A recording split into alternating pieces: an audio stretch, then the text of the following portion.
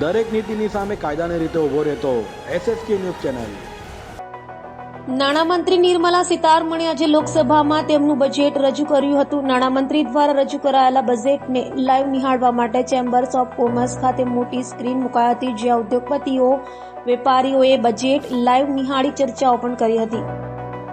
નાણામંત્રી નિર્મલા સીતારમણે સવારે 11 વાગે લોકસભામાં તેમનું બજેટ વાંચવાનું શરૂ કર્યું હતું। કેન્દ્રીય નાણામંત્રી નિર્મલા સીતારમણ લોકસભામાં બજેટ રજૂ કરી રહ્યા છે। તેમણે કહ્યું, ભારતની જનતાએ વડાપ્રધાન મોદીના નેતૃત્વવાળી સરકારમાં તેમનો વિશ્વાસ વ્યક્ત કર્યો છે। તેઓ ઐતિહાસિક ત્રીજી ટર્મ માટે ફરીથી ચૂંટાયા છે। મુશ્કેલ સમયમાં પણ ભારતની અર્થવ્યવસ્થા ચમકી રહી છે।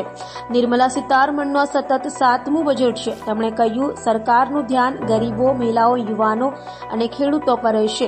સરકાર નોકરીની તકો વધારશે। તો સુરત ચેમ્બર્સ ઓફ કોમર્સ ખાતે બજેટ નિહાળી રહેલા વેપારીઓ અને ઉદ્યોગપતિઓએ મીડિયા સમક્ષ પ્રતિક્રિયા આપી હતી।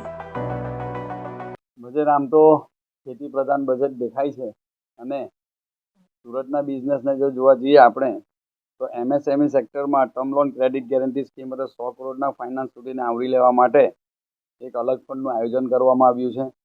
બીજું સ્ટેટ એસેટ પીરિયડમાં પણ ફાઇનાન્સ જરૂરિયાત સંતોષાય તેનું ધ્યાન રાખવામાં પણ આવ્યું છે। ખાસ મધ્યમ વર્ગ માટે જે મુદ્રા લોન 10 લાખ સુધીની હતી તેને 20 લાખ સુધીની લિમિટ કરવામાં આવી છે। બીજું વિવાદથી વિશ્વાસની સ્કીમ 2024 બાબતે એ લોકો નિર્ણય લેવામાં આવ્યો છે। તેમાં જે જૂના કેસો પેન્ડિંગ છે જેનું જલ્દી નિરાકરણ થશે અને વિવાદથી વિશ્વાસ સ્કીમ હેઠળ જે કોઈક સમાધાન થાય તેમાં સરકારની બી થોડી આવકો વધશે એવું લાગી રહ્યું છે। એવું વચન આપવામાં આવ્યું છે કે 1961થી જે ઇન્કમટેક્સના કાયદા ચાલી આવ્યા છે તેને સુધારા કરવામાં આવે, એને બદલવામાં આવે અને ખાસ ટેક્સટાઇલમાં સ્પેન્ડેક્સ યાર્ન ઉપર એના રો મટીરિયલ જે આવતું રો મટીરિયલ પર 7%થી લઈને 5% સુધી એટલે 2%ની એમાં રાહત આપવામાં આવી છે।